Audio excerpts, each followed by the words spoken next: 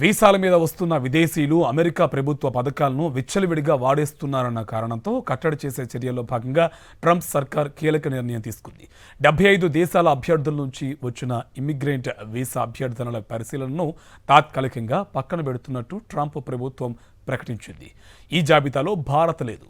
America పన్ను చెల్లింపుదారుల సొమ్మును కొత్తగా వచ్చే ఇమ్మిగ్రెంట్లు దుర్వినియోగపరచబోరని ప్రభుత్వం నిర్ధారించేదాకా వీసాల ప్రక్రియను ఆపేస్తున్నట్టు వైట్ హౌస్ పేర్కొంది.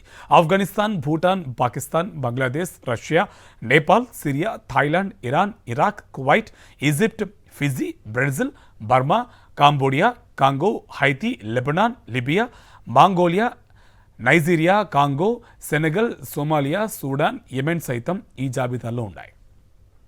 వీసాల మీద వస్తున్న విదేశీయులు అమెరికా ప్రభుత్వ పథకాలను విచ్చలవిడిగా వాడేస్తున్నారన్న కారణంతో కట్టడి చేసే చర్యల్లో భాగంగా ట్రంప్ సర్కార్ కీలక నిర్ణయం తీసుకుంది.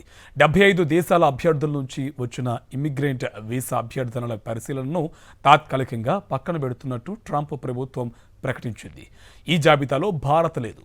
అమెరికా పన్ను చెల్లింపుదారుల సొమ్మును కొత్తగా వచ్చే ఇమ్మిగ్రెంట్లు దుర్వినియోగపరచబోరని ప్రభుత్వం నిర్ధారించేదాకా వీసాల ప్రక్రియను ఆపేస్తున్నట్టు వైట్ హౌస్ పేర్కొంది.